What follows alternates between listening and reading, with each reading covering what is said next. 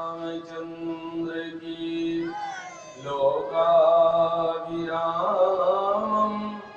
रणरंगधीरं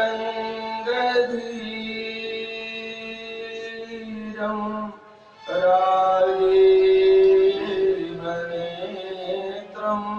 रघुवंशनाथं कारुण्यरूपं करुणाकरन्तं श्रीरामचन्द्रं शरणं प्रपद्ये। श्रीरामचन्द्रं शरणं प्रपद्ये। सुग्रीवमित्रं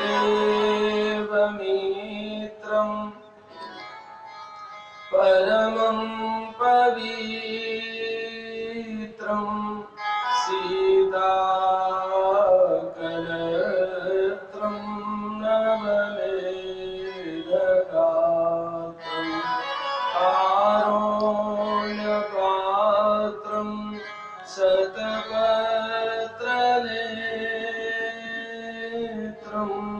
श्रीरामचन्द्रं सततं नमामि। श्रीरामचन्द्रं शिरसा नमामि।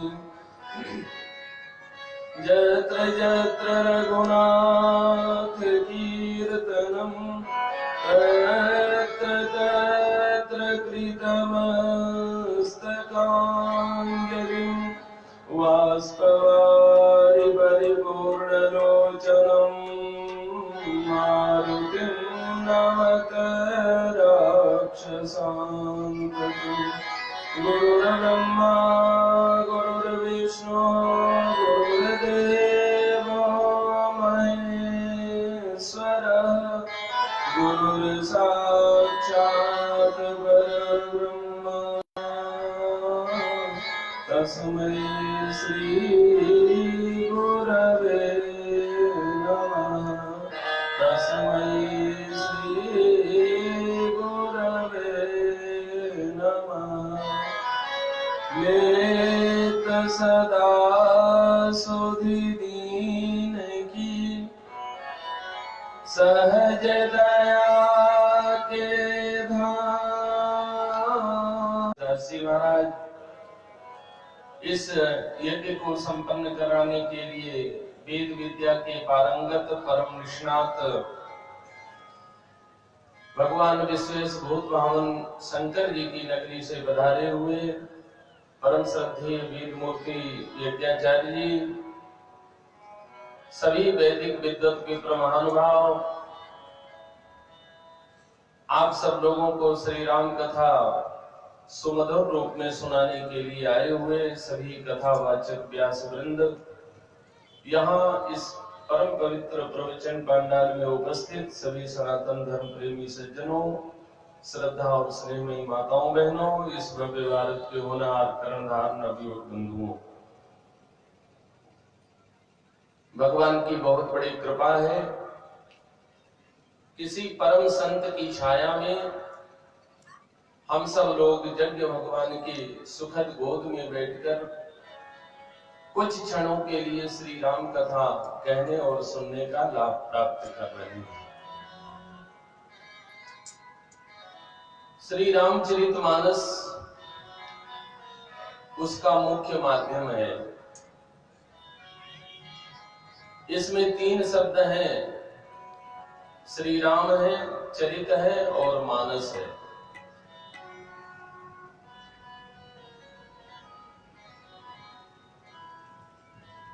हमारे जीवन में भी कुल मिलाकर के 3 ही स्टेज हैं, बचपन है, जवानी है, बुढ़ापा है।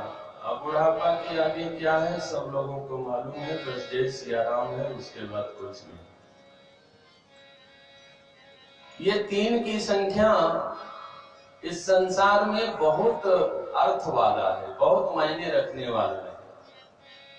ये पूरी प्रकृति जो हम लोग देख रहे हैं ये केवल 3 तत्व से बनी है, सत, रज और तम। इस संसार में जो कुछ भी ये शक्तियां दिखाई पड़ रही हैं, संसार चलता हुआ दिखाई पड़ रही है, उसमें बस 3 कारक हैं, ईश्वर है, माया है और जीव है। तो कुल मिलाकर के आज हम लोग इस श्री रामचरितमानस नवान्न पारायण जो यज्ञ हो रहा है, उस यज्ञ में आज दूसरा विश्राम नवान्न पारायण का हो चुका है। यहाँ हमने सुना है और देख भी रहा हूं कि लोग रामायण के बहुत प्रेमी हैं, रामचरितमानस के विशेष करके बहुत प्रेमी हैं। लोग उसको पढ़ते भी हैं, सुनते भी हैं, कहते भी हैं, समझते भी हैं, और उसके रामचरितमानस के माध्यम से श्री राम कथा सुनना उनको बहुत प्रिय लगता है। तो इसमें जो 3 शब्द हैं, श्री राम, चरित और मानस, हम इन्हीं संदर्भों में आज जो 2 नवान्न पारायण हो चुका है उसके कुछ अंशों पर दृष्टि डालेंगे और उसको हृदयंगम करने का प्रयास करेंगे, उसको अपने भीतर रचाने और बसाने का प्रयास करेंगे। होता यह है कि कथा में बहुत लोग बैठते हैं, लेकिन कथा बहुत कम लोगों के मन में बैठ पाती है। तन कथा में बैठता है, लेकिन मन बहुत कम कथा में बैठ पाता है। और मन कथा में बैठे इतने से ही काम नहीं चलता, मन में कथा भी आकर के बैठे। तो हम लोग जो ये रामचरितमानस है, कल जो हम लोगों ने नवान्न पारायण किया और आज जो नवान्न पारायण कर रहे हैं, ये रामचरितमानस है क्या? बीता हुआ समय और आने वाला समय, उसका हमारे जीवन पर कम प्रभाव है, लेकिन जिस वर्तमान समय में हम जी रहे हैं उसका हमारे जीवन पर विशेष प्रभाव है। और श्री राम जी जो है ना, और ईश्वर शब्द जो है, ये ध्यान देने की बात है, संस्कृत व्याकरण की विशेषता है और विचित्रता है कि जितने भी शब्द हैं उन सभी शब्दों में 3 काल का प्रयोग होता है, भूतकाल, वर्तमान काल और भविष्य काल का प्रयोग होता है। लेकिन एक ईश्वर शब्द ऐसा है जिस ईश्वर शब्द में न भूतकाल में उसका प्रयोग होता है, न भविष्य काल में प्रयोग होता है।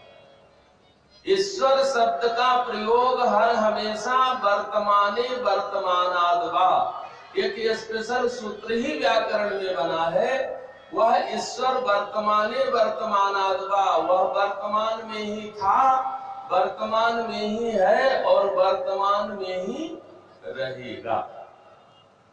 जानते सब लोग हैं लेकिन मानते कोई नहीं है। समस्या यही है, जानने की कमी नहीं है, लेकिन जानते सब है पर मानते। जहि पूछो सोई मुनियस कहाई, और ईश्वर सर्वभूतमय आहै। पढ़ने वाले को बड़ा आनंद आता है, सुनने वाले को भी बड़ा आनंद आता है, अर्थ समझते हैं तो और आनंद आता है। जहि पूछो सोई मुनियस कहाई, और ईश्वर सर्वभूतमय आहै। जिससे भी पूछो, बड़े बड़े अमलात्मा, विमलात्मा, मुनि, महात्मा लोग भी कहते हैं, अगर किसी से भी हमारे भारत देश में पूछ लीजिए कि भैया भगवान कहाँ है, हर आदमी कहेगा तुम भारत देश में रह करके ये कैसी बात पूछ रहे हो, तुम पूछते हो कि भगवान कहाँ है, और हम अगर तुमसे पूछें कि भगवान कहाँ नहीं है तो तुम इस बात का क्या उत्तर दोगे? हमारे भारतवर्ष का एक बिल्कुल सामान्य व्यक्ति भी, एक किसान व्यक्ति भी, उससे पूछे कि भगवान कहाँ है तो आश्चर्य व्यक्त करेगा, तुम कैसी बात पूछते हो, भगवान कहाँ नहीं है ये बताओ। प्रश्न का उत्तर प्रश्न से ही दे लेता है। ये बात सबको मालूम है, वर्तमाने वर्तमानात्मा। ईश्वर था नहीं, ईश्वर है, और ईश्वर है ही, रहेगा नहीं। उसमें भविष्य काल का भी प्रयोग नहीं होता है, तो भूतकाल का प्रयोग। भगवान थे ऐसा नहीं, तो भगवान सब जगह है, सभी लोगों में है, सभी जीव जंतुओं में है। तब हम लोग 9 दिन जय जय दुर्गा नवरात्रि में करते हैं ना। इस साल जिस चौक चौराहे पर दुर्गा जी की मूर्ति नहीं रखी जाती है, अगले साल उस चौक चौराहे पर भी कमेटी बन जाती है, दुर्गा जी की मूर्ति रखी जाती है। 9 दिन खूब जय जय दुर्गा, हमारे भारत का कोना कोना गूंज उठता है। 9 दिन तक लोग खूब व्रत करते हैं, उपवास करते हैं, पूजा करते हैं, पाठ करते हैं, नियम करते हैं, धर्म करते हैं, भजन करते हैं। और 9 दिन जय जय दुर्गा, और 10वें दिन विसर्जन करने के लिए जब जाते हैं तो क्या करते हैं, अब विसर्जन करके आते हैं, जब पारण करना होता है तो 9 दिन जितने जय जय दुर्गा, तो 10वें दिन 20 ठो मुर्गा। बोलो सियावर रामचंद्र की। 9 दिन जितना भजन करके, तपस्या करके, उपवास करके, व्रत करके हमने अपने तन को, मन को, जीवन को पवित्र और शुद्ध करने का प्रयास किया, 10वें दिन हमने अपने तन मन को उतनी ही ज्यादा 10 गुना अपवित्रता से भर लिया। क्या लाभ हुआ? इसलिए रामचरितमानस जो है, यह रामायण जो है, इसकी सबसे बड़ी उपयोगिता जो बताई गई, इसका सबसे बड़ा जो लाभ बताया गया, वो गोस्वामी तुलसीदास जी महाराज ने कहा कि मैं जो ये रामचरितमानस की रचना कर रहा हूं, यह रामचरितमानस और कुछ नहीं है। यह रामचरितमानस एक जल है, और जल शब्द का अर्थ भी आप लोग जानते होंगे। वेदांत में उस परमात्मा को जल शब्द से संबोधित किया गया। वह परमात्मा है क्या? कहा जल। जल तल लया, ये 2 सूत्र हैं वेदांत में। वह परमात्मा जल का अर्थ क्या है? बोले जायते जस्मिन, जिसमें से इस संपूर्ण जगत का जन्म होता है, उसे कहते हैं जल। और लीयते जस्मात, जिसमें जाकर के यह सारा संसार लीन हो जाता है, उसको कहते हैं लव। जायते जस्मिन, जिससे सारे संसार का जन्म हो, और लीयते जस्मात, जिसमें जाकर के सारे संसार का लय हो जाता है, सारा संसार जिसमें लीन हो जाता है। इसलिए हम लोग रामायण में पढ़ते हैं, लक्ष्मण जी जैसे महापुरुष का या लक्ष्मण जी जैसे शक्ति का जन्म कहां से होता है? तो रामायण ने बताया, कहा बंदौ लक्ष्मण पद जल जाता, बंदौ लक्ष्मण पद जल जाता, शीतल सुभग भगत सुखदाता, शीतल सुभग भगत सुखदाता, बंदौ लक्ष्मण पद जल जाता, बंदौ लक्ष्मण पद जल जाता।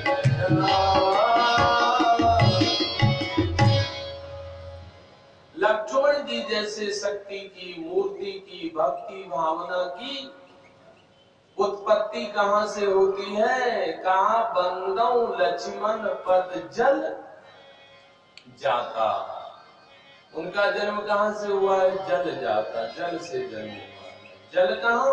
बोले जल जाता। जल कौन? वह परमात्मा।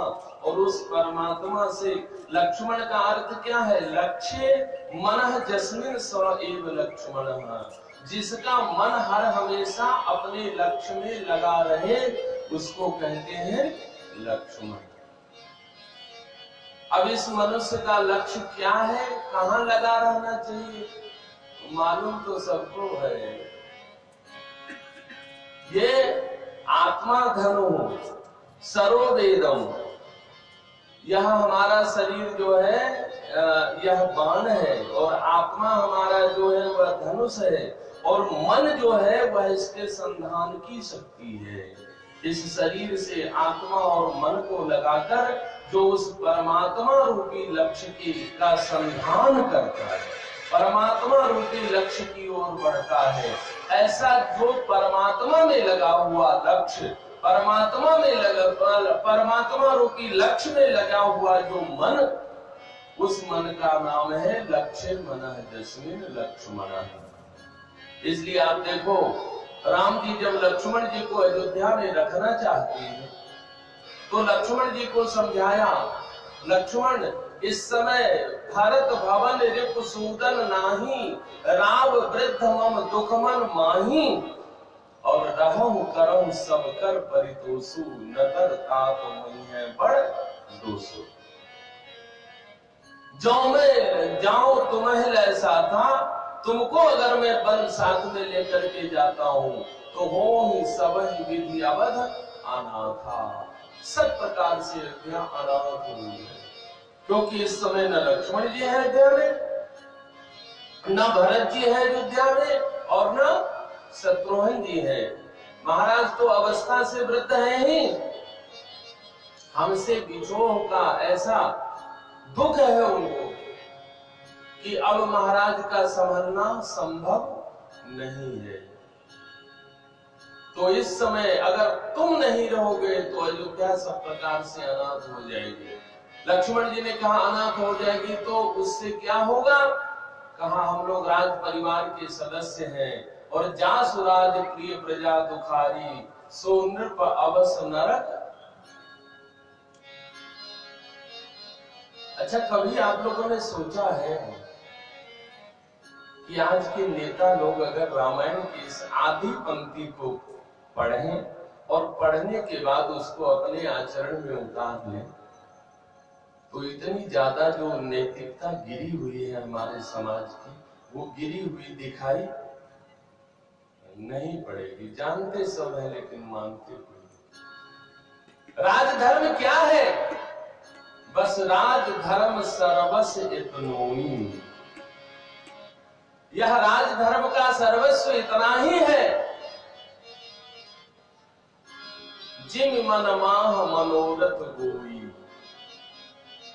अपना जो स्वार्थ है, अपनी जो समस्या है, अपना जो दुख है, अपना जो दर्द है, अपनी जो लालसा है, अपनी जो अभिलाषा है, उसको मन के मनोरथ की तरह मन के भीतर ही रख लेना, और केवल प्रजा की सुख, प्रजा की शांति, प्रजा की समृद्धि का ध्यान रखना, यही राजधर्म है।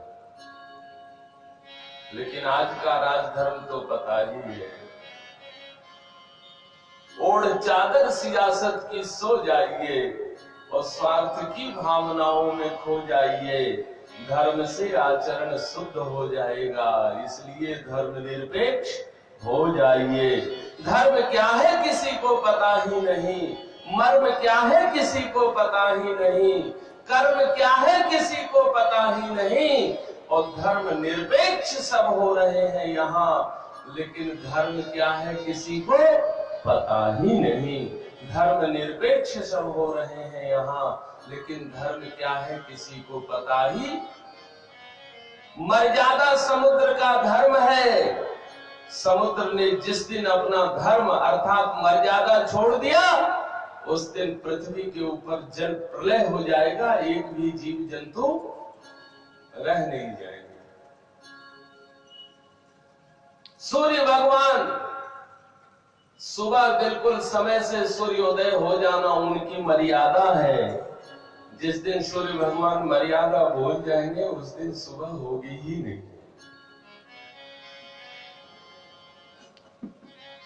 धर्म इसका नाम है। धर्म को कौन छोड़ देगा? अग्नि का धर्म है गर्मी, जलाना। अग्नि ने अगर अपना धर्म गर्मी छोड़ दिया, उसी दिन से भोजन सिद्ध होना ही बंद हो जाएगा। पानी का गुण है शीतलता, ठंडी। आप चाहे जितना तापमान पर पानी को खौला दीजिए, और खौलते हुए पानी को भी जलते हुए आग पर डाल करके देखिए, खौलता हुआ पानी भी जलते हुए आग को ठंडा। ये पानी का धर्म है। जिस दिन पानी ने अपनी ठंडकता शीतलता को छोड़ दिया, उस दिन इस गर्मी के ताप को कौन बुझाएगा। धर्म वो चीज है, लेकिन धर्म निरपेक्ष सब हो रहे हैं यहाँ। धर्म क्या है किसी को पता ही नहीं। मनुष्यता ही मनुष्य का धर्म है। जिस दिन मनुष्यता छूट गई, पशुता आ गई, तो गाय भैंस और इंसान में कोई अंतर नहीं रह जाए। जानते सब हैं, मानते कहाँ हैं। मुड़िया बड़े प्रेम से हिलाते हैं विंध्याचल क्षेत्र के लोग। समझ में नहीं आता हाँ कह रहे हैं कि नहीं कह रहे। इसलिए यह रामचरितमानस बड़े परिश्रम से गोस्वामी तुलसी बाबा जी ने बना करके दिया। और आज जो माहौल चल रहा है ना, उस माहौल के हिसाब से इस रामायण के एक एक अक्षर की मनुष्य के जीवन में, मनुष्य के समाज में, हमारे देश में, हमारे राष्ट्र में आज इसके एक एक अक्षर की आवश्यकता है। आप देखिए, अभी बम गिराया गया ना, बम, ये बम है। सही सही बम कहिए ना तो ये रामचरितमानस ही बम है। जब रामचरितमानस का जन्म, बड़ा अद्भुत संयोग है, जिस दिन राम जी का जन्म उसी दिन रामायण, इस रामचरितमानस का जन्म। जिस धरती पर राम जी का जन्म, उसी धरती पर इस रामचरितमानस का जन्म। जिस तिथि को राम जी का जन्म, उस तिथि को रामचरितमानस का जन्म। जिस घड़ी मुहूर्त में राम जी का जन्म, उसी घड़ी मुहूर्त में रामचरितमानस का जन्म। आप सब लोगों ने रामायण में पढ़ा होगा, सुना होगा कि संबत 1631, संबत 1631, करऊ कथा हरिपद धरि सीसा, करऊ कथा हरिपद धरि सीसा, नौमी भौमदार मधुमासा, नौमी भौमदार मधुमासा, अवधपुरी यह चरित प्रकाशा, अवधपुरी यह चरित प्रकाशा, जय सिया राम, जय जय सिया राम, श्री राम जय राम, जय जय राम, श्री राम जय राम, जय जय राम, नौमी भौमदार मधुमासा। इस रामचरितमानस का जन्म जहि दिन राम जन्म श्रुति गावे। जिस धरती पर, उसी धरती पर, जिस अयोध्या जी की धरती पर राम जी का जन्म हुआ, चैत महीना, नौमी तिथि, मंगलवार का दिन, तो वही चैत महीना, नौमी तिथि, मंगलवार के दिन को अवधपुरी यह चरित प्रकाशा। तो जब राम जी का जन्म उत्सव अयोध्या जी में मनाया जाता है नवमी को, श्री राम नवमी को, बस आने वाला है 13 तारीख अप्रैल में।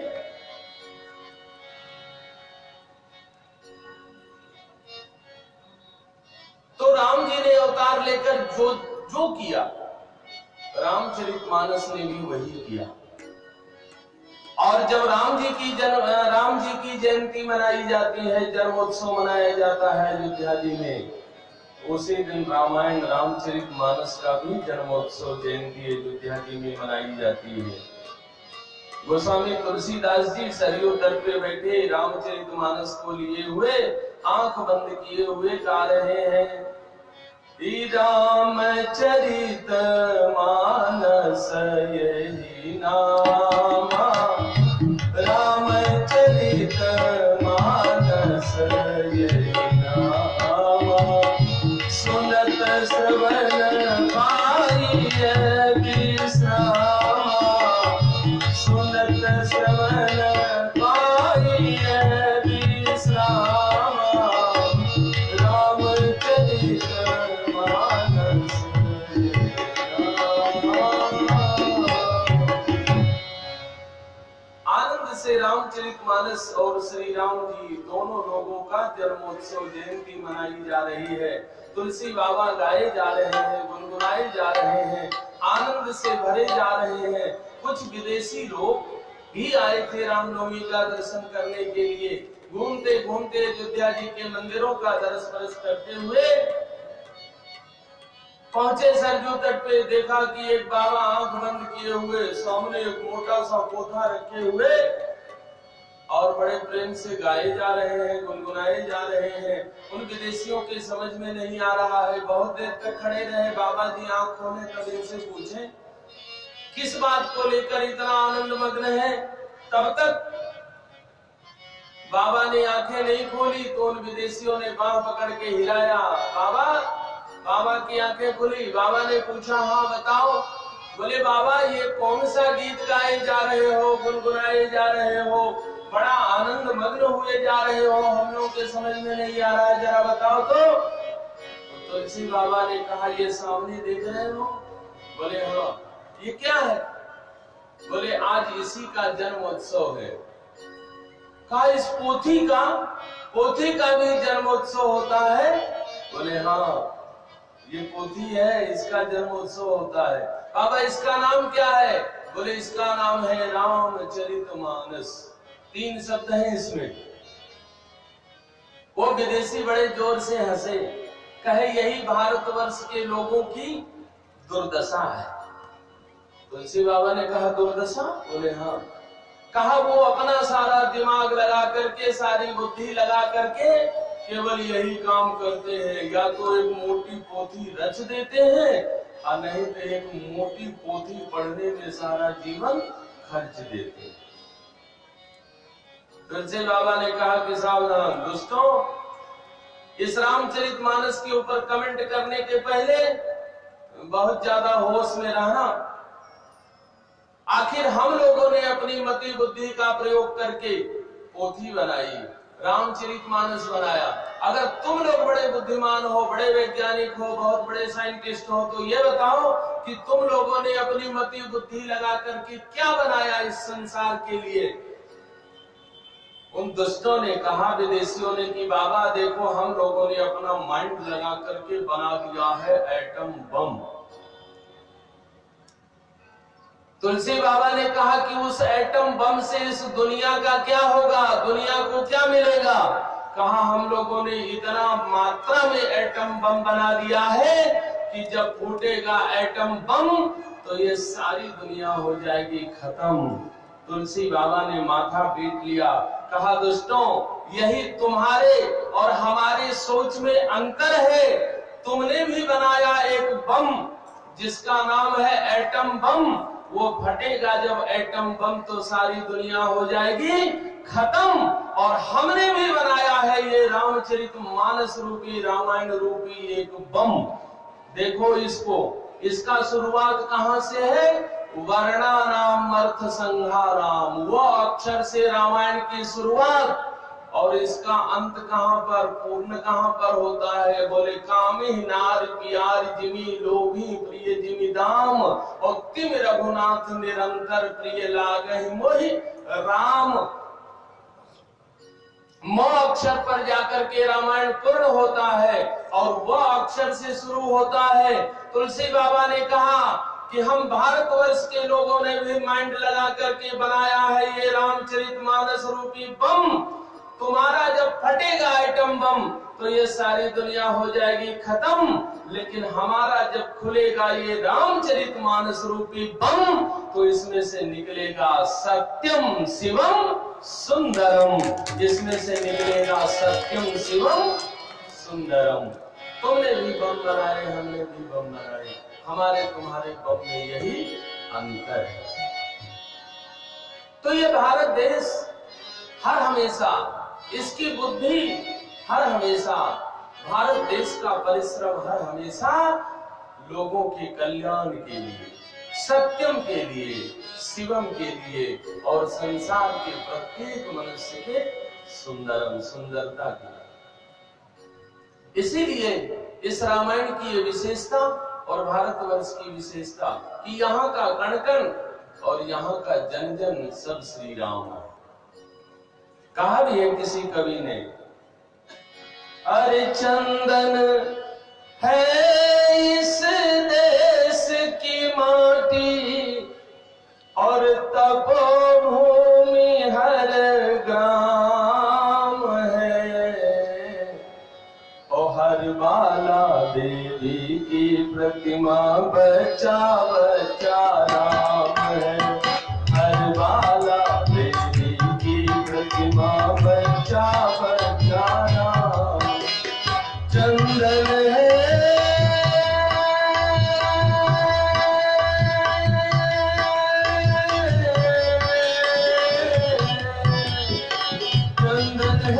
इस देश की माटी, चंदन है इस देश की माटी, तपोभूमि हर नाम है, हर माला देवी की प्रतिमा बचा बचा नाम है, हर माला देवी।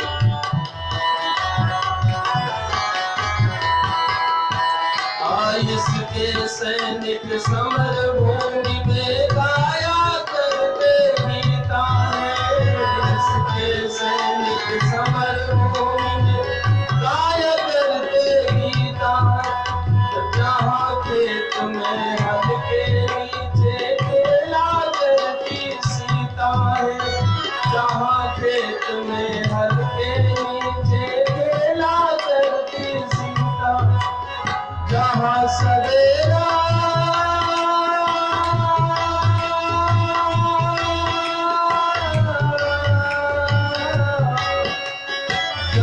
सवेरा शंख बजाता, जहाँ सवेरा शंख बजाता, रोज जाती शाम है, हर वाला देवी की प्रतिमा बचा बचा राम, हर वाला।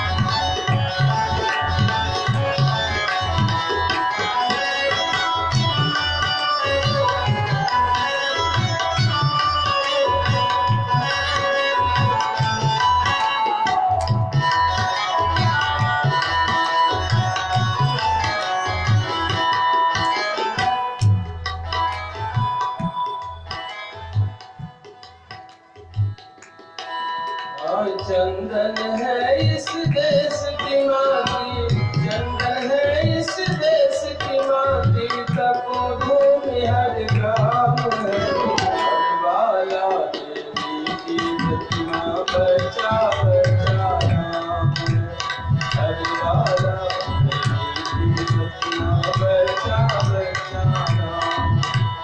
जहाँ सिंह बन गए खिलौने गाय जहाँ माँ प्यारी है, जहाँ सिंह बन गए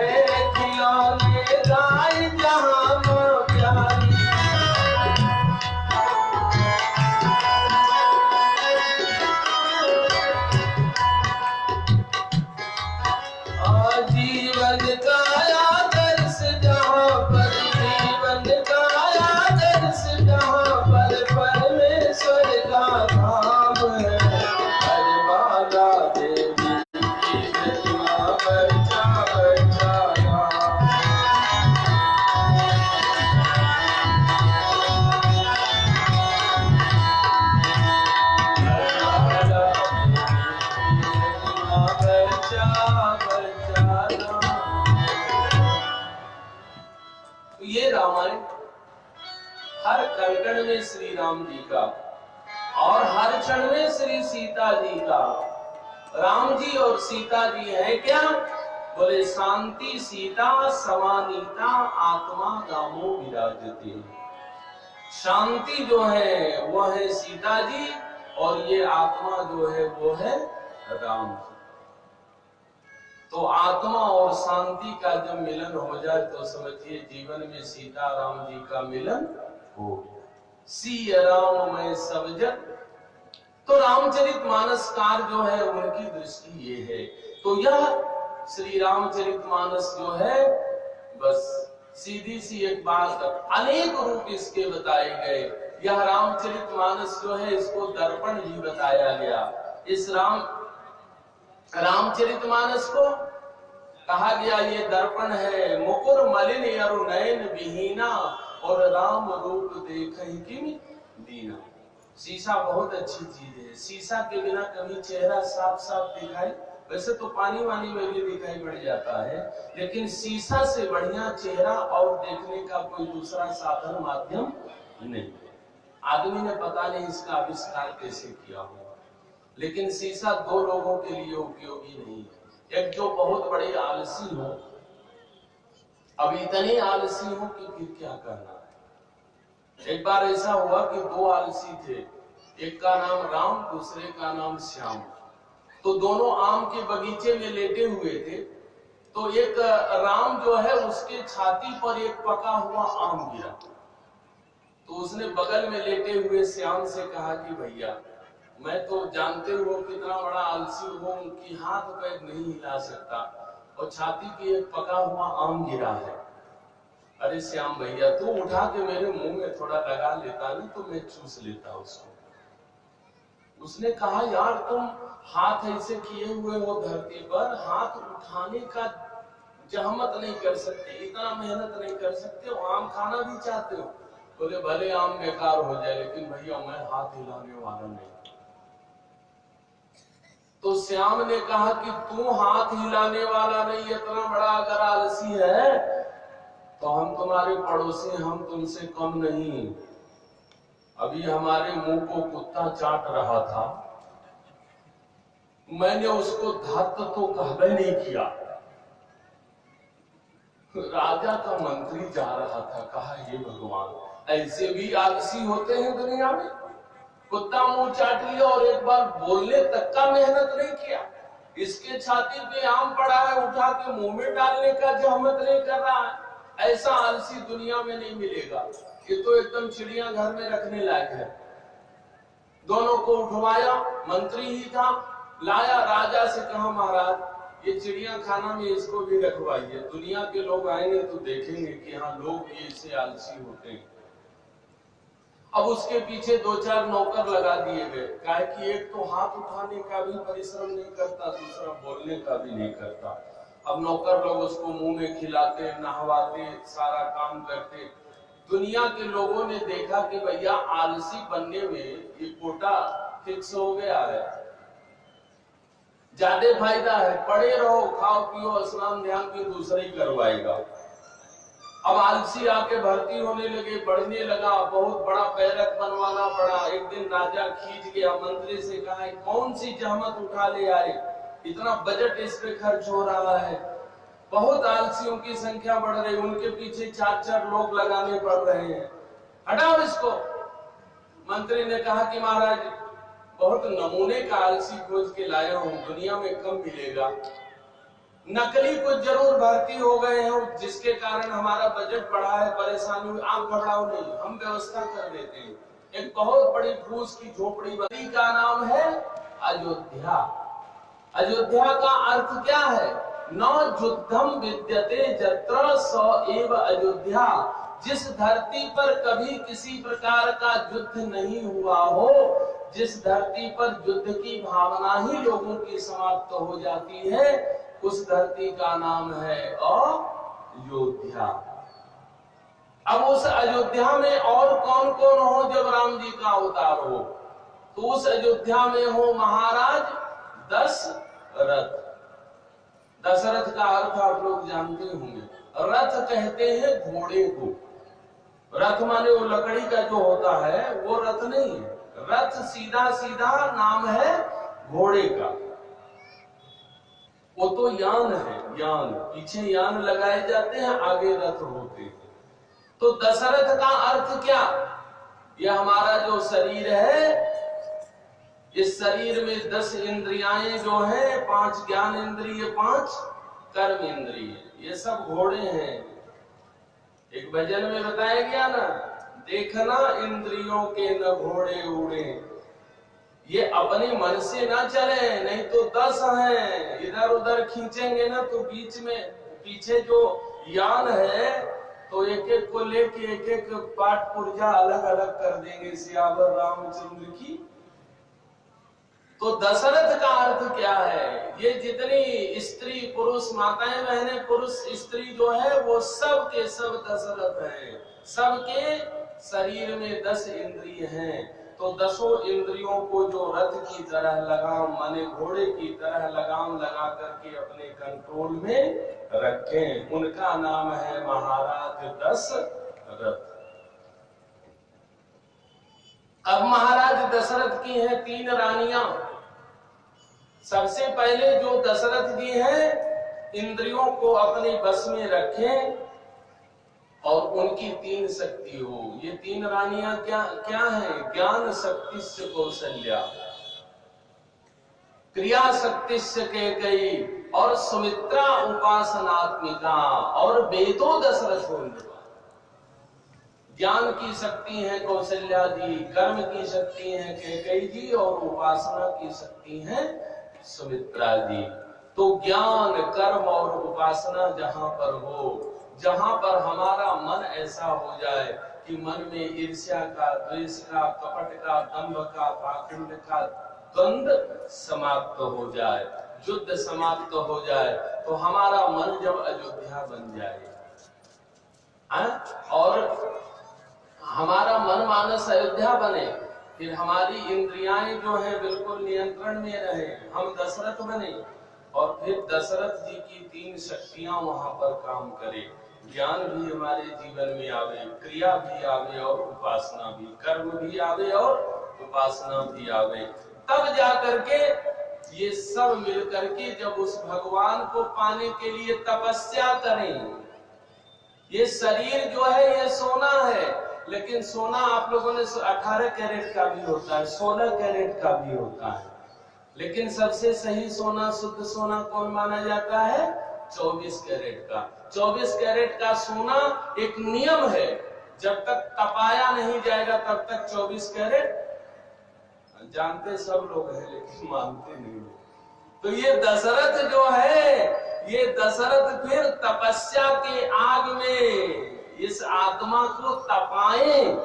तपाने का मतलब जैसे सोने को तपाया जाता है तो उसका जो मैल होता है, मिट्टी होता है, वो सब उसमें जल के समाप्त हो जाता है। तपस्या का अर्थ ही है काय क्लेशो ही तपः। उपवास क्यों करते हैं? उपवास इसीलिए करते हैं कि अन्न के बिना जो कष्ट महसूस होता है, उस कष्ट के साथ भूख की जो अग्नि होती है ना, भूख का ताप होता है श्रीमान जी, और भूख का ताप तो ऐसा होता है जैसा ताप संसार में और किसी चीज का नहीं होता है। आप लोगों ने सुना होगा, गांधारी के जब 100 पुत्र मारे गए, दुर्योधन भी जब मर गया, गांधारी ऐसा विलाप करने लगी, भगवान कृष्ण घबरा गए। एक सती नारी अगर इतना रोएगी और एक सती नारी के आंसू अगर धरती पर इस तरह से गिरेंगे, एकदम धरती रसातल में चली जाएगी, प्रलय हो जाएगा। भगवान ने सोचा कुछ माया करनी चाहिए कि गांधारी के आंख के आंसू रुक जाएं। भगवान ने गांधारी को के अंदर भूख को जन्म दिया, और भूख लगी गांधारी को तो अपने दासियों से बोली, हमें कुछ खाने की व्यवस्था करो हमारे लिए। दासी ने कहा, आपके बेटे मारे गए हैं, आपको सूतक लगा है, ऐसे सूतक में अन्न जल नहीं ग्रहण करना चाहिए महारानी। बोले मर जाने दो बेटों को, भूख बहुत जोर से लगी है, कुछ खाने की व्यवस्था करो। दासियों ने कहा कि महारानी ये तो मरुस्थल है, इस मैदान में तो केवल बालू और लाशें, दो चीज दिखाई पड़ रही हैं। हम लोग खाने की व्यवस्था करें तो कैसे करें? भगवान कृष्ण ने माया से एक बेल का वृक्ष पैदा कर दिया। दासियों ने इधर उधर नजर दौड़ाई तो बोली कि एक बेल का वृक्ष है महारानी, लेकिन सूतक में अगर खाने की भूख सहन न हो तो कम से कम अपने हाथ से कुछ लेके खाना चाहिए, दूसरे के हाथ का दिया हुआ। महारानी हम लोग फल तोड़ के लाए बेर का, बोले नहीं हमको ले चलो बेर के वृक्ष के पास। गांधारी गई, हाथ उठाया, बेर का फल थोड़ा ऊपर चला गया। गांधारी ने कहा कि हमको ऊंचा उठने के लिए कुछ व्यवस्था करो। दासियों ने कहा महारानी यहाँ बालू है, मिट्टी होता तो कम से कम मिट्टी का ढेर खोद खोद के हम लोग करती तो आप उस पर पैर रखती तो आपकी ऊंचाई बढ़ सकती थी, लेकिन ये बालू है, हम लोग कितना भी बालू इकट्ठा करेंगे तो ढेर हो नहीं सकता बालू का, और उस पर आप पैर रखोगी तो फिर एक हो सेकंड टिकेगा भी नहीं। भूख ऐसी चीज है, भगवान ने वहां दिखाया है। गांधारी ने कहा कुछ भी व्यवस्था करो, लेकिन हमारी ऊंचाई उठनी चाहिए कि मैं बेर तोड़ सकूं, भूख बर्दाश्त नहीं हो रहा। भगवान की माया। कहा महारानी यहाँ तो लाशें हैं, कहा लाशों को ही इकट्ठा करो। दासियों ने कहा वो लाशें और किसी की नहीं, आपके बेटों की है। गांधारी ने कहा कि उसी को इकट्ठा करो, एक एक रखो, सीढ़ी बनाओ। 4 बेटों की लाशें रखी गई। गांधारी उस पर खड़ी हुई, तब बेर का फल मिला। जैसे ही हाथ से छुई भगवान कृष्ण प्रकट हो गए। भगवान कृष्ण ने कहा कि देवी आपके सब बेटे मारे गए हैं।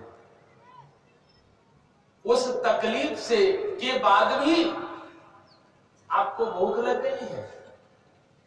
तब गांधारी ने कहा बोली वासुदेव जरा कष्टम और कष्टम निर्धन जीवनम और पुत्र शोक महाकष्टम